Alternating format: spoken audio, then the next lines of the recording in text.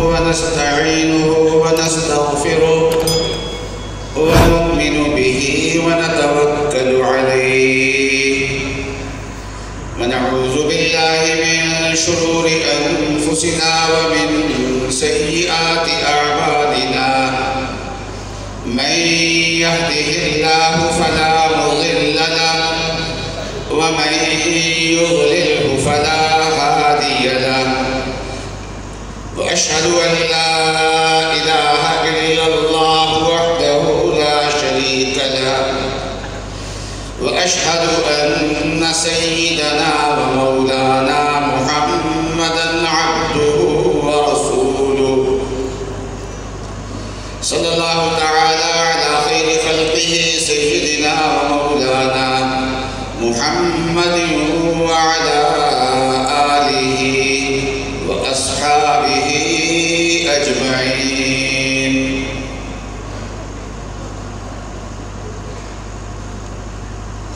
أما بعد فأعوذ بالله من الشيطان الرجيم. بسم الله الرحمن الرحيم. يا أيها الناس إني رسول الله إليكم جميعا. صدق الله العظيم وصدق رسوله النبي الكريم. حضرات علماء کرام، مشائخ اعظام، عزیز طلباء، معزز حاضرین، اور اگر میری آواز پہنچ رہی ہو تو میری قابل احترام مائیں، بہنیں اور بیٹیاں، السلام علیکم ورحمۃ اللہ وبرکاتہ۔ لگتا یہ ہے کہ آپ تھکے ہوئے ہیں، میرے سلام کا جواب بھی آپ نے بہت تھکے ہوئے انداز سے دیا ہے۔ اپنے جاگنے کا ذرا تھوڑا سا ثبوت دیں۔ السلام علیکم ورحمۃ اللہ وبرکاتہ۔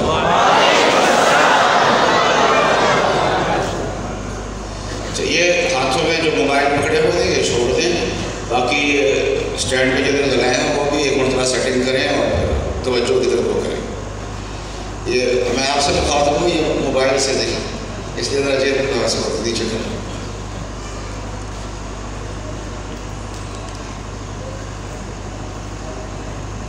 رسول اس کائنات کی سب سے بڑی دو حقیقتیں ہیں۔ ایک یہ ہے کہ قرآن اللہ کا کلام ہے اور اس میں کسی قسم کے شک و شبہ کی گنجائش نہیں۔ دوسری حقیقت یہ ہے کہ نبی اکرم صلی اللہ علیہ وسلم اللہ کے رسول ہیں اور رسول اللہ صلی اللہ علیہ وسلم کی رسالت اللہ تعالیٰ نے اتنی زیادہ واضح فرمائی ہے، اتنی زیادہ واضح فرمائی ہے کہ اس میں کسی قسم کے شک و شبہ کی گنجائش نہیں۔ دوپہر کے وقت سورج جب نکلا ہوا ہوتا ہے وہ اتنا زیادہ واضح ہوتا ہے کہ اس کے وجود پر دلیل قائم کرنے کی ضرورت نہیں۔ کوئی دلیل پوچھے دوپہر کے وقت سورج نکلنے کی، سورج ہے دوپہر کے وقت، اگر دھوپ بھی ہے بادل بھی نہیں ہے، اس وقت اگر کوئی پوچھے کہ سورج نکلا ہوا ہے اس کی کیا دلیل ہے اور دوسرا آدمی اس کے دلائل بیان کرے تو دونوں کے دماغ میں خلل کا شبہ پڑتا ہے کہ اتنی واضح چیز ہے جس کو یہ پوچھ رہا ہے۔ تو نبی اکرم صلی اللہ علیہ وسلم کی رسالت دوپہر کے سورج سے بھی زیادہ دنیا کے سامنے واضح ہے۔ سرکار دو عالم صلی اللہ علیہ وسلم نے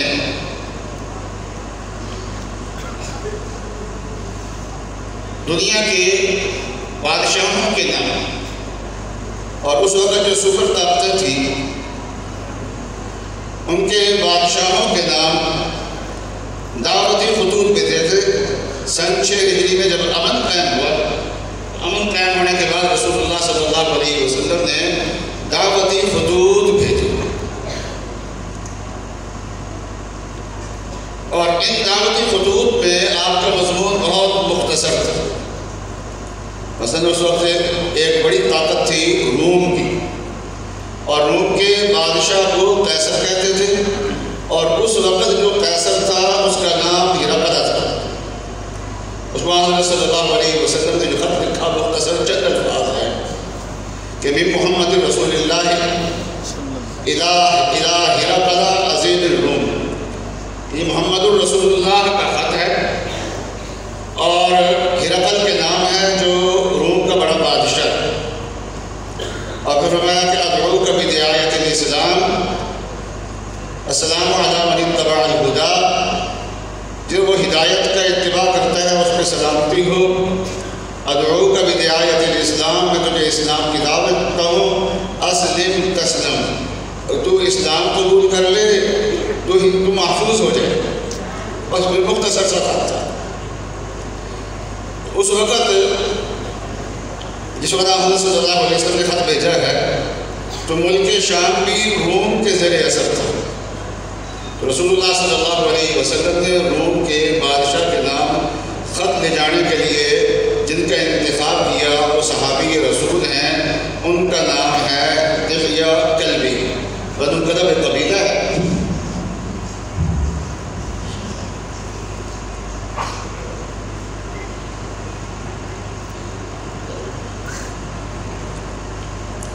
بنو کلب ایک قبیلہ ہے اس کے تھے، اور اللہ تعالیٰ نے ان کو بڑی وجاہت عطا فرمائی تھی اور سفارتی مہم کے لیے ان کو بہت موزوں سمجھا جاتا تھا۔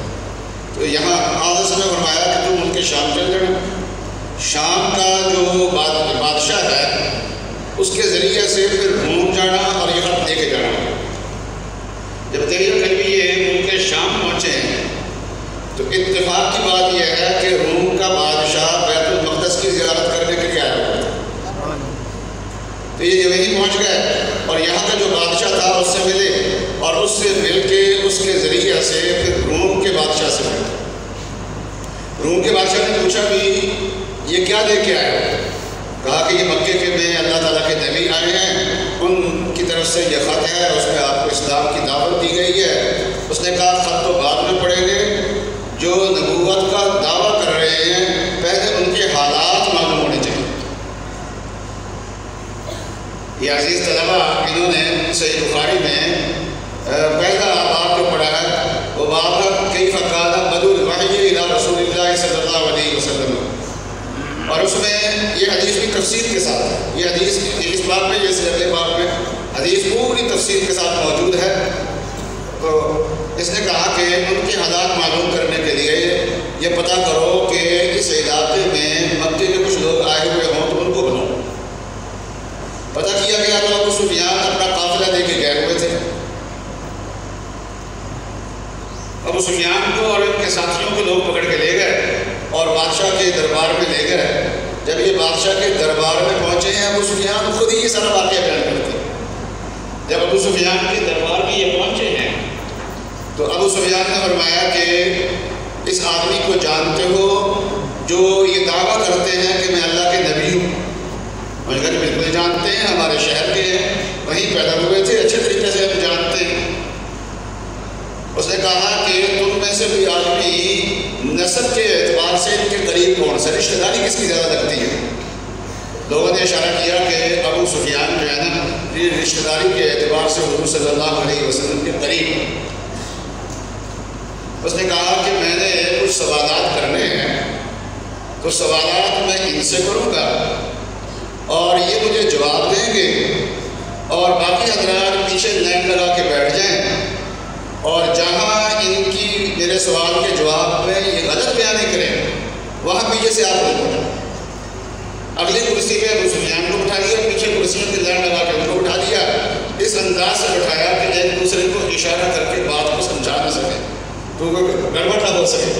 ابو سفیان کہتے ہیں کہ ایسا اس نے انتظام کیا ہے کہ جھوٹ بولنے کی کوئی گنجائش ہی بات نہیں ہے، کہ اگر میں وہاں غلط بیانی کرتا، جھوٹ بولتا تو مکے میں اور پورے علاقے میں مشہور ہو جاتا کہ یہ آدمی جھوٹا ہے۔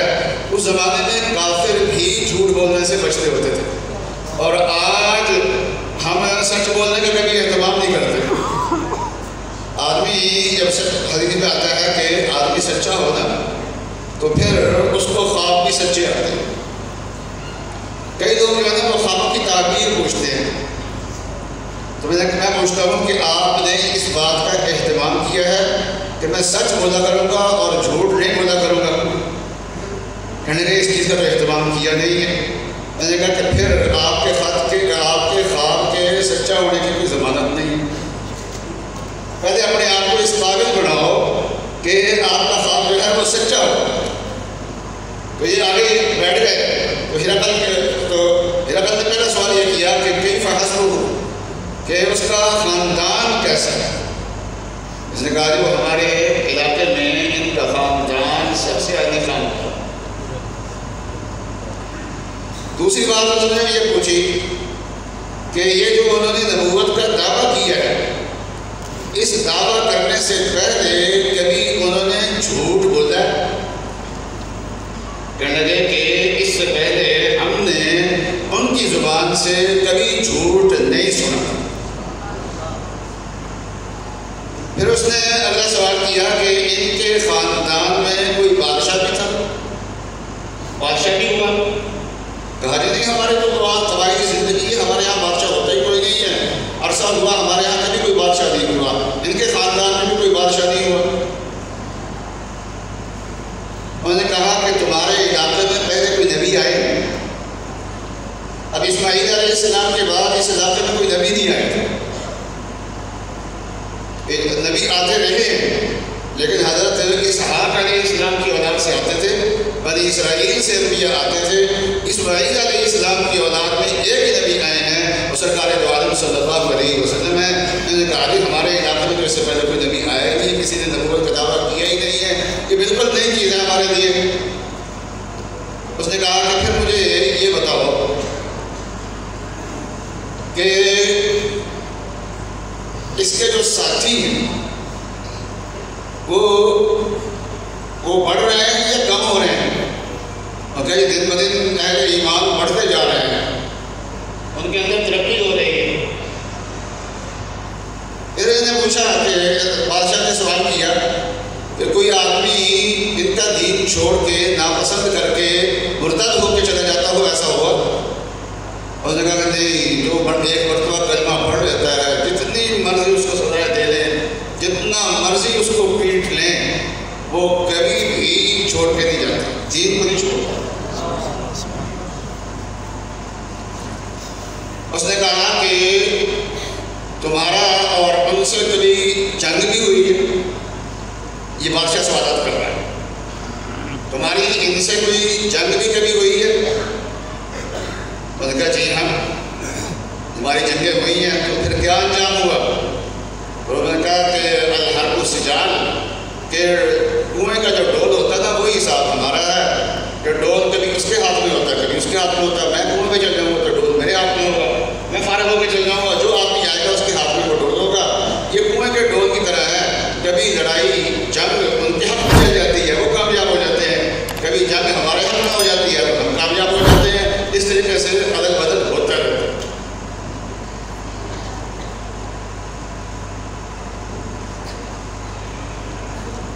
میں آپ کو بتا رہا ہوں کہ ہرقل جو بادشاہ تھا نا، اس نے وہ رسول اللہ صلی اللہ علیہ وسلم کی رسالت کی تصدیق تک پہنچا۔ کس طریقے سے پہنچا ہے میں آپ کو اصل میں یہ واقعہ اس لیے سنا رہا ہوں۔ تو اس نے کہا کہ تمہارا آپس میں کبھی معاہدہ بھی ہوا اور انہوں نے کبھی عہد شکنی کی ہے؟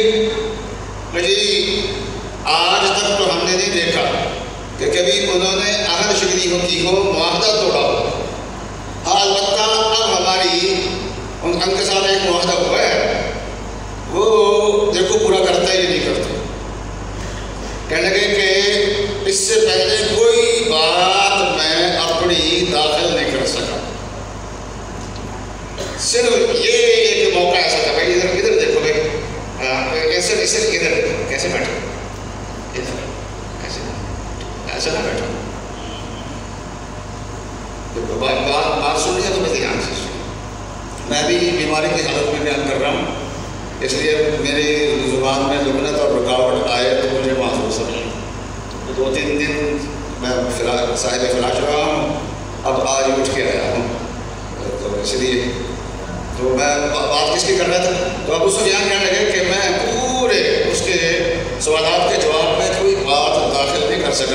کوئی شبہ نہیں ڈال سکا، لیکن یہاں میں نے یہ کہا کہ اب تک تو انہوں نے عہد شکنی کبھی نہیں کی، لیکن اب انہوں نے ہم سے معاہدہ کیا ہوا ہے، دیکھو وہ معاہدہ پورا کرتے ہیں یا نہیں کرتے، یہ معاہدہ پورا کرتے ہیں یا نہیں کرتے۔ کہنے لگے کہ بادشاہ نے جب یہ سارے سوالات کر لیے، ایک سوال جواب اور میں بتاؤں گا، لیکن بادشاہ کا تبصرہ سنتا ہے پہلے۔ بادشاہ کہتے ہیں، بادشاہ نے جب سوالات کر لیے تو اس نے کہا کہ میں تم سے سوال کیا تھا کہ ان کا خاندان کیسا ہے، تو آپ نے کہا کہ ان کا خاندان بڑا عادی خاندان ہے، تو انبیاء علیہ السلام جتنے بھی آئے ہیں وہ عادی خاندانوں میں ہیں، کیونکہ بادشاہ عیسائی تھا اور بنی اسرائیل سے تعلق رکھتا تھا، بنی اسرائیل میں بڑے نبی آئے تھے، اس لیے نبوت کے بارے میں اس کو خاصی معلومات تھی کہ نبی کیسے ہوتا۔ اس نے کہا کہ میں نے تم سے یہ سوال کیا تھا کہ ان کے خاندان میں کوئی بادشاہ تو نہیں گزرا، تو تم نے کہا نہیں گزرا۔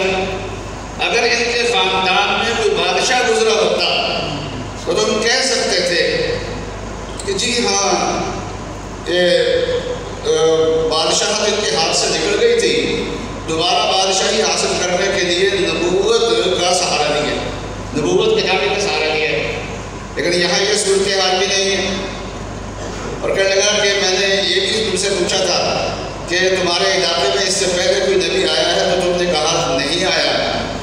اگر کوئی نبی آیا ہوتا تمہارے علاقے میں تو کہہ سکتے تھے کہ سچا نبی آیا تھا، اس کی نقل کرنے کے لیے جھوٹا نبی بھی بعد میں آ گیا۔ جب اصل چیز چل پڑتی ہے نا تو پھر جھوٹے بھی لوگ نقلی چیزیں لے کے آنے شروع ہو جاتے ہیں۔ کہاں یہ زمانہ تھا کہ نبی صلی اللہ علیہ وسلم کو جزیرۃ العرب میں اپنی نبوت کو منوانے کے لیے 23 سال محنت کرنی پڑی۔ 13 سال مکہ معظمہ کی محنت ہے اور 10 سال مدینہ طیبہ کی محنت ہے۔ 13 سال رسول اللہ صلی اللہ علیہ وسلم کو محنت کرنی پڑی ہے اس علاقے میں، اور اس کے بعد پھر پورے جزیرۃ العرب میں اسلام غالب آ گیا تھا، اور حضرت صلی اللہ علیہ وسلم کی نبوت جب چل پڑی اور آپ کی سچی نبوت تھی، اس نے تو قیامت تک رہنا ہے، تو حضرت صلی اللہ علیہ وسلم اللہ کے کیسے رسول ہیں؟ آپ سے پہلے کوئی رسول ایسا نہیں آیا جس نے یہ دعویٰ کیا ہو کہ انی رسول اللہ الیکم جمیعا، اے لوگو میں تم سب کی طرف نبی بنا کے بھیجا گیا ہوں۔ جو نبی بھی آئے ہیں وہ ایک قوم کی طرف نبی بن کے آتے تھے، ایک علاقے کے نبی بن کے آتے تھے، ایک خاص جگہ کے نبی بن کے آتے تھے، لیکن رسول اللہ صلی اللہ علیہ وسلم کی رسالت جو ہے وہ عام ہے، آپ تمام قبائل کے لیے نبی ہیں، ساری دنیا کے لیے نبی ہیں، قیامت تک آنے والے جتنے انسان ہیں سب کے لیے نبی رسول اللہ صلی اللہ علیہ وسلم۔ رسول اللہ صلی اللہ علیہ وسلم کی رسالت کی ایک خصوصیت تو یہ ہے۔ دوسری خصوصیت رسول اللہ صلی اللہ علیہ وسلم کی رسالت کی یہ ہے کہ پچھلے جتنے انبیاء علیہ السلام آئے ہیں سارے انبیاء علیہ السلام نبی بن کے آئے تھے، لیکن رسول اللہ صلی اللہ علیہ وسلم تشریف لائے ہیں تو صرف رسول بن کے تشریف نہیں لائے، صرف نبی بن کے تشریف نہیں لائے، بلکہ خاتم الانبیاء بن کے تشریف لائے۔ خاتم الانبیاء ہونے کا مقام جو ہے وہ صرف اس کائنات میں اگر کس کو حاصل ہے وہ سرکار دو عالم صلی اللہ علیہ وسلم کو حاصل ہے۔ حضرت صلی اللہ علیہ وسلم کی نبوت کی خصوصیت ایک یہ بھی ہے کہ آپ پہ دین مکمل ہوا، آپ سے پہلے کسی نبی پہ دین مکمل نہیں ہوا، اور رسول اللہ صلی اللہ علیہ وسلم پر بھی 23 سال وحی نازل ہوتی ہوئی۔ اور یہ جو آپ نماز پڑھتے ہیں ہم تو یہ آخری ایڈیشن ہے آپ صلی اللہ علیہ وسلم کا آخری طریقہ ہے نماز پڑھنے کا، ورنہ نماز پڑھنے کے طریقے بھی بدلتے رہے، کچھ نہ کچھ تبدیلی اس میں آتی رہی ہے، اور بھی بہت ساری چیزوں میں روزوں کے احکام میں بھی تبدیلی آتی رہی ہے، لیکن جب حضرت صلی اللہ علیہ وسلم حجۃ الوداع کے لیے تشریف لے گئے، 9 ہجری تھا، حجۃ الوداع تھا، جمعہ کا دن تھا، اور ذی الحجہ تھا سن 10 ہجری کا، تو آپ عرفات میں وقوف فرما تھے، اس وقت یہ آیت نازل ہو گئی الیوم اکملت لکم دینکم واتممت علیکم نعمتی ورضیت لکم الاسلام دینا کہ یہ آیت نازل ہو گئی. نبی نے فرمایا آج میں نے دین کو مکمل کر دیا. رسول اللہ صلی اللہ علیہ وسلم نے فرمایا کہ دین کی مثال جو ہے وہ لباس کی طرح ہے. اور لباس میں آپ کو واقعہ سنا دوں. رسول اللہ صلی اللہ علیہ وسلم نے فرمایا کہ میں نے خواب میں دیکھا کہ لوگ گزر رہے ہیں اور ان کے اوپر لباس ہے, کرتا پہنا ہوا ہے, تو کسی کا لباس صرف سینے تک ہے اور کسی کا لباس اس سے نیچے ناف تک ہے, کسی کا لباس اس سے تھوڑا سا نیچے, کسی کا لباس جو ہے وہ زانوں تک ہے, رانوں تک ہے, کسی کا لباس جو ہے وہ گھٹنوں تک ہے, کسی کا لباس جو ہے وہ اس سے نیچے تک جا رہا ہے. پھر فرمایا کہ میرے سامنے سے جب عمر گزرے تو ان کا لباس پاؤں سے بھی نیچے تک جا رہا تھا, زمین میں گھسٹتا ہوا جا رہا تھا. تو صحابہ نے عرض کیا یا رسول اللہ فما اول تھا, اس لباس سے مراد کیا ہے؟ رسول اللہ صلی اللہ علیہ وسلم نے فرمایا کہ دین مراد. اسے معلوم ہوا کہ حضرت عمر رضی اللہ تعالیٰ عنہ کا دین بہت کامل تھا اور مکمل تھا. تو یہ پچھلے امتوں پہ دین نازل ہوتا رہا اور انسانیت ترقی کرتی رہی. جیسے ایک بچہ ہوتا ہے نا, جب پیدا ہوتا ہے اس کا بھی لباس ہوتا ہے, پھر 2 سال کے بعد اس کا لباس جو ہوتا ہے وہ پہلے سے ذرا بڑا ہو جاتا ہے. جب بچہ 5 سال کا ہوتا ہے تو اس کا لباس پہلے سے اور بڑا ہو جاتا ہے. کرتے کرتے جب 20 سال تک پہنچتا ہے اس کا قد جتنا بڑھنا ہوتا ہے بڑھ چکا ہوتا ہے. اب مزید قد بڑھنا نہیں ہے, اب ایک لباس اس کا پکا ہو جاتا ہے. کسی کوئی زمانہ تھا کہ ہر مرتبہ جب کپڑے سینے ہوتے تھے تو اس کی سلائی سے پہلے ناپ دینا پڑتا تھا. اب ہمارا درزی جو ہے وہ ایک مرتبہ ناپ دے کے گیا ہے, 30 سال سے بھی زیادہ عرصہ ہو گیا ہے, اب دوبارہ کپڑا اس کے پاس بھیجنا پڑتا ہے, اپنا ناپ دوبارہ نہیں دینا پڑتا, کیونکہ جتنا قد بڑھنا تھا بڑھ گیا. انسانیت نے جتنی ترقی کرنی تھی کر لی. اس لیے اب جو دین اللہ تبارک و تعالیٰ نے دیا ہے وہ ایسا دین دیا ہے جو ہمیشہ کے لیے باقی رہے. لوگ کہتے ہیں کہ ختم نبوت ختم کیسے ہو گئی؟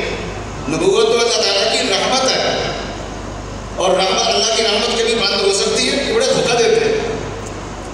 ختم نبوت کا مطلب یہ ہے کہ رسول اللہ صلی اللہ علیہ وسلم سے پہلے دین مکمل نہیں ہوا تھا. رسول اللہ صلی اللہ علیہ وسلم پہ دین آ کے مکمل ہو گیا ہے. آپ کے بعد پھر مزید کسی وحی کے نازل ہونے کی ضرورت ہی باقی نہیں رہی. اليوم اکملت لکم دینکم واتممت علیکم نعمتی, میں نے تمہارے اوپر اپنی نعمت کو مکمل کر دیا. ورضیت لکم الاسلام دینا, اور میں نے دین اسلام تمہارے لیے پسند کر لیا. رسول اللہ صلی اللہ علیہ وسلم نے فرمایا میں نے تمہارے لیے دین اسلام کو پسند کر لیا. تو دین کی ایک خصوصیت یہ ہے کہ یہ دین کامل ہے. وہ یاد رہے گا آپ کو میں کیا خصوصیات بیان کر رہا ہوں؟ پہلے کیا بیان کی تھی میں نے کہ رسول اللہ صلی اللہ علیہ وسلم ساری انسانیت کے رسول ہیں. دوسری یہ خصوصیت میں فرمائی تھی کہ آپ خاتم النبیین ہیں. کوئی نبی پہلے خاتم النبیین بن کے نہیں آئے. خاتم النبیین صرف سرکار دو عالم صلی اللہ علیہ وسلم ہے. اس لیے آپ کے دین کی حفاظت, وہ تو سارے انبیاء علیہ السلام کے دین کی حفاظت ہے, لیکن آپ کی ختم نبوت کی جو حفاظت ہے وہ آپ کی امتیازی شان کی حفاظت ہے. اس لیے مسلمان جو ہے کوئی دین کی خدمت کرنے والا ہے, کوئی کافر کام کرنے والا ہے, لیکن ختم نبوت کا سپاہی ہر مسلمان. تو رسول اللہ صلی اللہ علیہ وسلم کا دین کامل ہے, اور اسی طریقے سے رسول اللہ صلی اللہ علیہ وسلم کا جو دین ہے یہ دین قیامت تک کے لیے محفوظ ہے.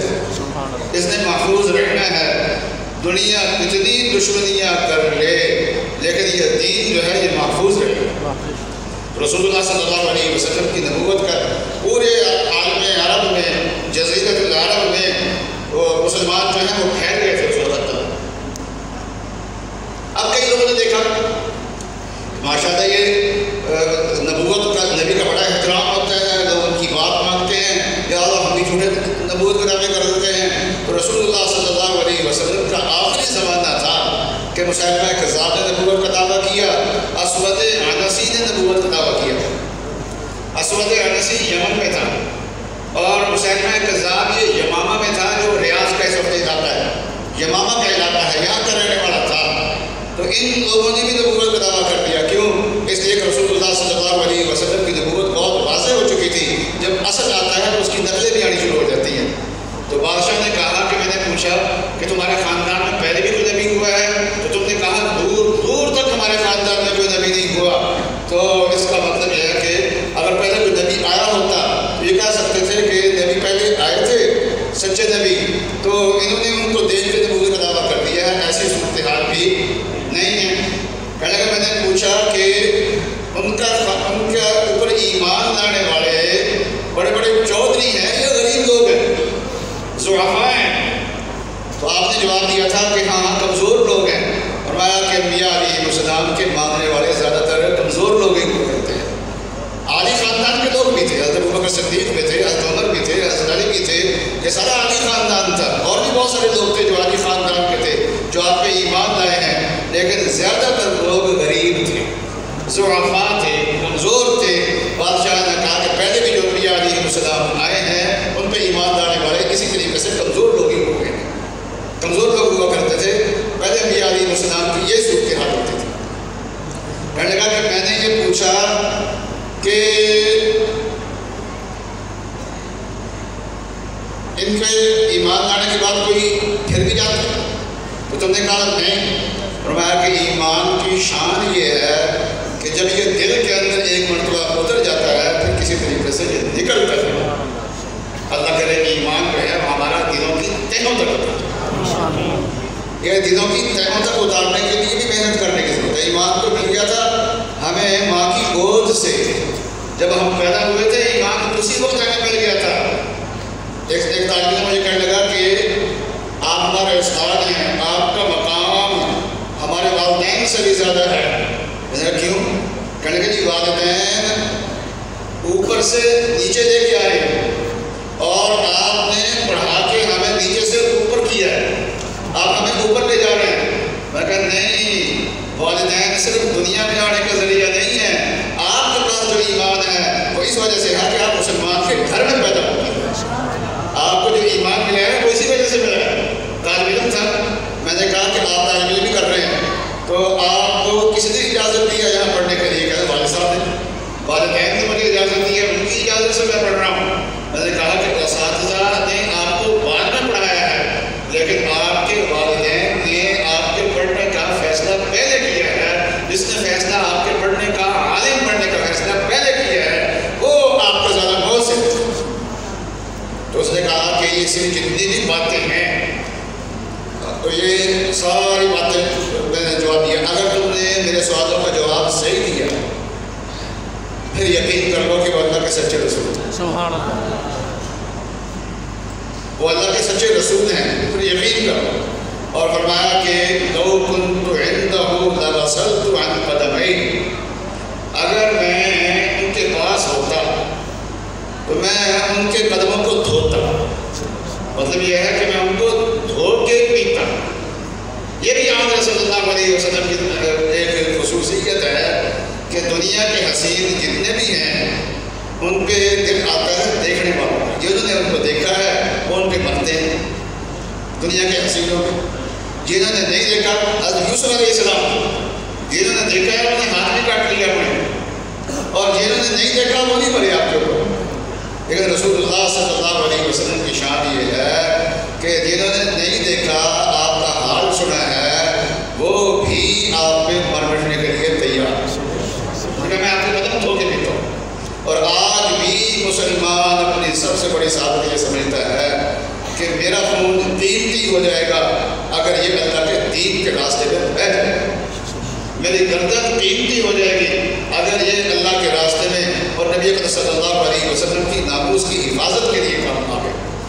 میرا مال صحیح معنی میں مال بن جائے گا اگر دین میں وہ کام آ گیا. تو دوستو یہ مال جو ہے نا اس کا سب سے بہترین مصرف ہے. اس کا سب سے بہترین مصرف کیا ہے؟ تو اس مال کا سب سے بہترین مصرف یتیم ہے. تیسرا پارہ پڑھیے.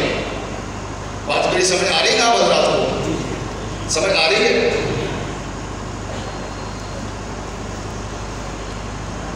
ذرا ختم نبوت کا نعرہ لگا دیں اور کے ساتھ تاجدار ختم نبوت، تاجدار ختم نبوت، تاجدار ختم نبوت، تاجدار ختم نبوت، نعرہ تکبیر۔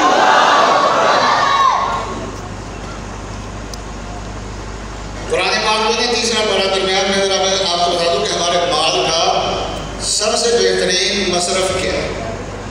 تو اللہ تعالیٰ نے زکوٰۃ کا حکم دیا تیسرے پارے میں، فرمایا یا ایھا الذین آمنوا انفقوا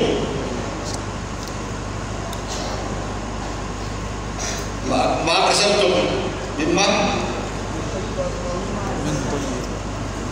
جو اے ایمان والو اپنا مال خرچ کرو جو ہم نے تم کو دیا ہے، جو تم نے کمایا ہے، وَمِمَّا أَخْرَجْنَا لَكُم مِّنَ الْأَرْضِ، اور اس مال سے بھی زکوٰۃ دو جو ہم نے زمین سے نکال کے تمہیں دیا ہے۔ تو دو قسم کے مال پہ زکوٰۃ واجب ہوتی ہے، ایک مال تجارت پہ، فرمایا جو تم نے مال کمایا ہے اس میں سے بھی زکوٰۃ دو، اور جو مال ہم نے زمین سے نکال کے تمہیں دیا ہے اس میں سے بھی زکوٰۃ دو، اس کو عشر کہہ دیتے ہیں۔ ابھی گندم آئے گا نا، اس کا عشر ادا کرنا ہے، مال آئے گا تو اس کا عشر ادا کرنا ہے۔ تو یہ آگے پھر مالیاتی احکام چلتے آ رہے ہیں یا چلتے جا رہے ہیں۔ درمیان میں اللہ تبارک و تعالیٰ نے ایک بات ارشاد فرمائی، فرمایا کہ یؤتی الحکمۃ من یشاء۔ اللہ تعالیٰ یہ علم ہے نا ہر ایک کو نہیں دیتے، یہ دین کا جو علم ہے یہ ہر ایک کو نہیں دیتے۔ یؤتی الحکمۃ من یشاء، یہ حکمت اور دین کی جو باتیں ہیں یہ اللہ تبارک و تعالیٰ جس کو چاہتے نہ دیتے ہیں، ہر ایک کو دیتے ہیں۔ اگر یہ مال اللہ کے دین کے لیے خرچ ہو گیا تو پھر اس سے بہترین مصرف کوئی اور نہیں۔ یؤتی الحکمۃ من یشاء ومن یؤت الحکمۃ فقد اوتی خیرا کثیرا۔ اور ہمارا سمجھ ہے کلی حدی وما یذکر الا اولو الالباب۔ اور پھر آگے مالیاتی احکام بیان کرنے شروع کیے۔ تو ایک جگہ اللہ تعالیٰ نے زکوٰۃ کے 8 مصارف بیان فرمائے ہیں۔ 10ویں پارے انما الصدقات للفقراء والمساکین والعاملین علیہا والمؤلفۃ قلوبهم وفی الرقاب والغارمین وفی سبیل اللہ وابن السبیل فریضۃ من اللہ واللہ علیم حکیم۔ اس آیت میں زکوٰۃ کے 8 مصارف بیان فرمائے ہیں، لیکن یہ تیسرے پارے میں اللہ تبارک و تعالیٰ نے سارے مصارف بیان نہیں فرمائے۔ سوال یہ ہے کہ یا اللہ یہ زکوٰۃ دینی کس کو ہے؟ تو فرمایا للفقراء الذین احصروا فی سبیل اللہ، یہ ان فقراء کو دینی ہے جو اللہ کے دین میں لگے ہوئے اور انہوں نے اپنی زندگیاں اس کے لیے وقف کر دی ہیں، ان کے پاس اتنا وقت ہی نہیں ہے، ان کے پاس اتنا وقت ہی نہیں ہے کہ وہ کچھ مال کما سکیں۔ آج کل لوگ جو نا ہم کہتے ہیں مولوی آپ لوگ یہ چندوں کے اوپر کیوں رہتے ہیں کہ چندہ دو چندہ دو چندہ دو، تو یہ خود محنت کر کے کیوں نہیں کما لیتے؟ خود محنت کر کے، ہاں خود محنت کر کے خود کمانا چاہیے، اور کمانے والا جو ہے وہ اللہ کا محبوب ہوتا ہے۔ اور نبی اکرم صلی اللہ علیہ وسلم کی تاجر تھے، اور آپ کے پہلے خلیفہ ابو بکر بھی تاجر تھے، عمر بھی تجارت کرتے تھے، حضرت عثمان کی تجارت تو تھی بہت بڑی، حضرت عبد الرحمن بن عوف بھی بہت بڑے تاجر تھے، یہ سارے حضرات بڑے بڑے صحابہ تاجر تھے۔ اے علماء کرام، تم چندوں پہ چل رہے ہو، تجارت کیوں نہیں کر لیتے؟ خود محنت کر کے کیوں نہیں کما لیتے؟ بھائی یہ کتنا معصومانہ سوال ہے، یہ کبھی ججوں سے کیا آپ لوگ کہ آپ لوگ ٹھیک ہے چند گھنٹے بیٹھ کے عدالت میں فیصلے کرتے ہیں، لیکن آپ سرکاری خزانے سے تنخواہ کیوں نہیں دیتے؟ باہر آ کے دکان کیوں نہیں کھول دیتے؟ صبح کو عدالتوں میں بیٹھ جا کرو، شام کو آ کے دکان کھول دیے۔ تو یہ معصومانہ سوال مجھ بھی ہو سکتا ہے نا۔ اور بھی جتنے ملازمین ہیں اب سیکٹریٹ میں بیٹھے ہیں، سیکٹری ہے، چیف سیکٹری ہے، فلاں ہے فلاں ہے، کبھی کسی نے ان سے سوال کیا کہ تم لاکھوں روپیہ ماہانہ حکومت کے خزانے سے تنخواہ لیتے ہو، صبح کے وقت کام کر لیا کرو، شام کے وقت تجارت کر لیا کرو؟ وہ یہی کہیں گے کہ یہ ذمہ داریاں اتنی بڑی ہیں کہ ان ذمہ داریوں کے ساتھ تجارت نہیں ہو سکتی۔ تو یہ پڑھنے پڑھانے کی جو ذمہ داری ہے وہ بھی ایسی ہی ہے کہ جس کو اللہ تبارک و تعالیٰ صلاحیت عطا فرما دیتے ہیں، پھر اس کے پاس وقت نہیں ہوتا کمانے کا، دنیا کی طرف توجہ کرنے کا، محنت کرنے کا، مزدوری کرنے کا وقت نہیں ہوتا۔ اس کو اللہ تعالیٰ نے اتنی صلاحیتیں نہیں ہوتی ہیں کہ وہ دین کا کام کرتا ہے، اتنا مصروف ہوتا ہے کہ اس کو اپنے گھر کی ضروریات کے لیے بھی فرصت نہیں ملتی۔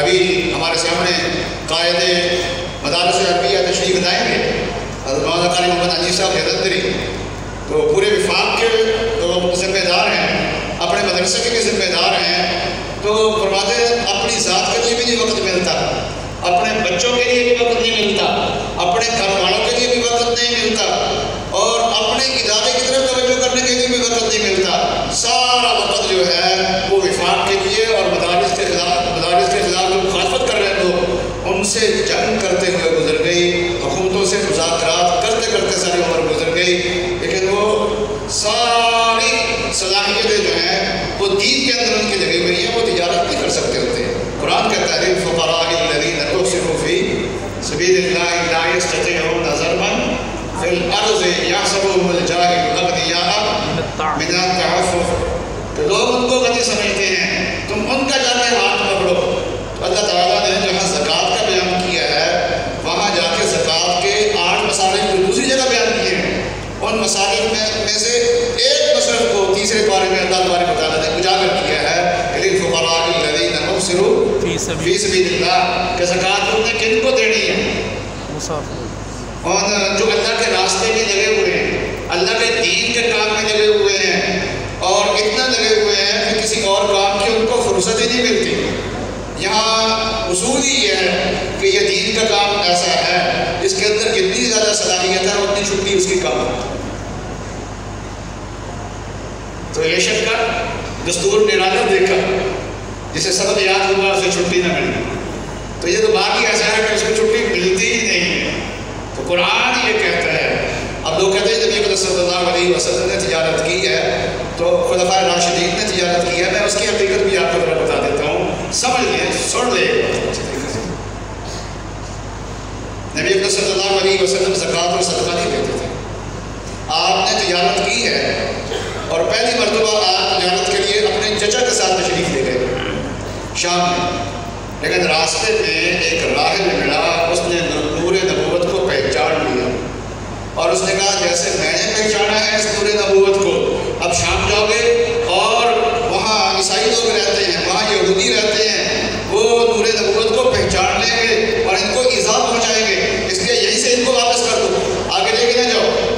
پہلی مرتبہ آپ صلی اللہ علیہ وسلم 12 سال کی عمر میں گئے ہیں۔ چچا کیوں لے کے گئے؟ اس لیے کہ خاندانی کام تجارت تھا اور اپنا خاندانی کام اپنے بچوں کو سکھایا جاتا ہے۔ اس کے بعد جناب صلی اللہ علیہ وسلم 20 سال کی عمر اور اس کے بعد کی جو عمر ہے اس میں دوبارہ تشریف لے گئے، حضرت خدیجہ رضی اللہ تعالیٰ عنہ کا مال لے کے تشریف لے گئے ہیں۔ آپ نے تجارت کی اور آپ نے بکریاں بھی چرائی ہیں۔ ایک موقع پہ میری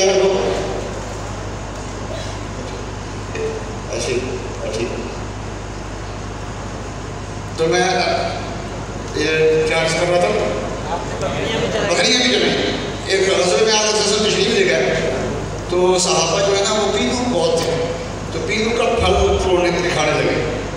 وہاں سے فرمایا جو کاڑے کاڑے ہیں نا وہ کھاؤ، وہ توڑنا، وہ میٹھے ہوں گے اور باقی کڑوے ہوں گے۔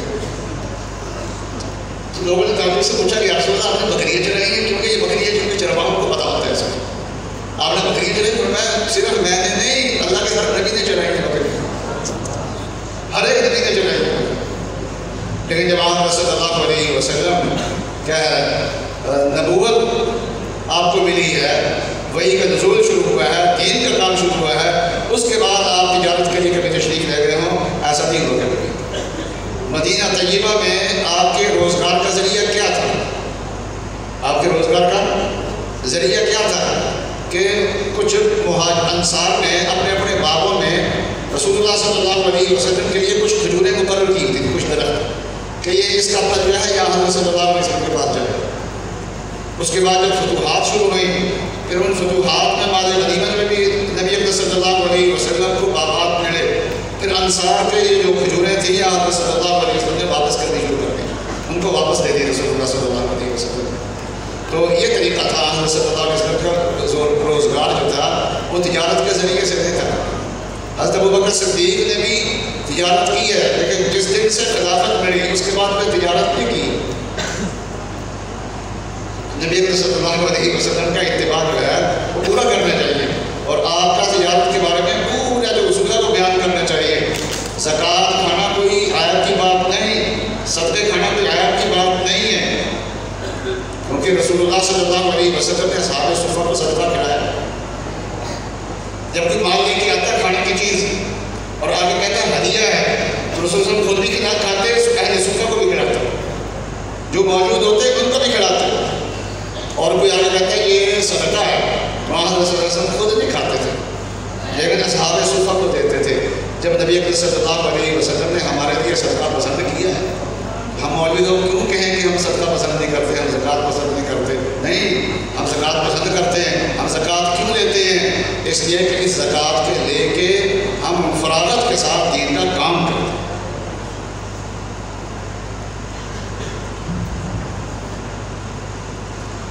تو آخر میں ایک بات کر دوں کر کے پھر بات کو ختم کرتا ہوں۔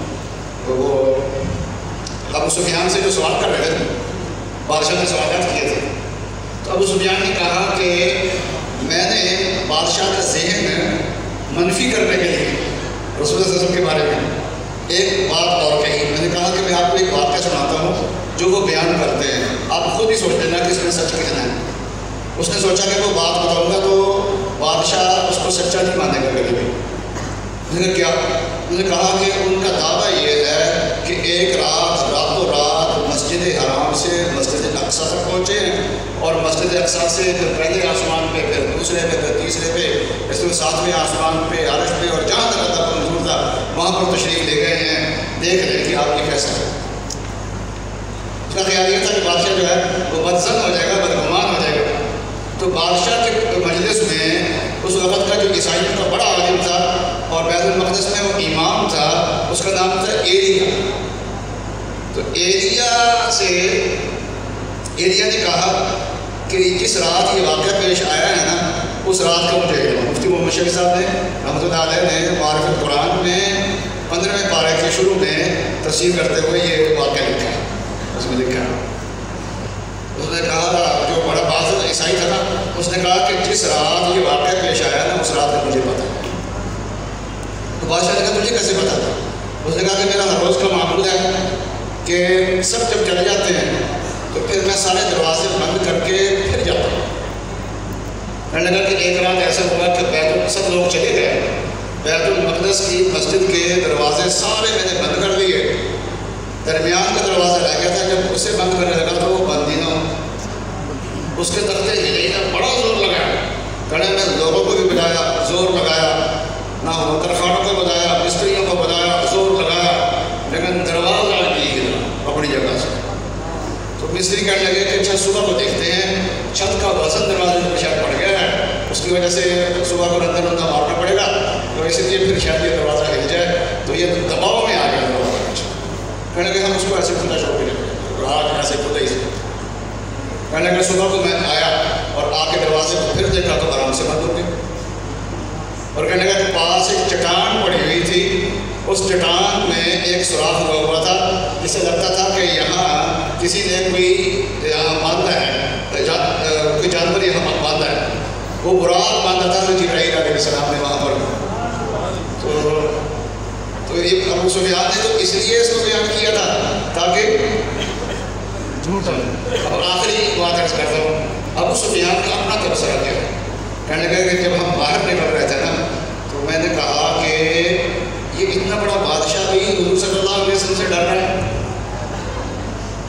اور کہنے لگے جب ہم باہر نکلے تو میرے دل میں یہ یقین آ گیا کہ رسول اللہ صلی اللہ علیہ وسلم غالب آ کے رہے،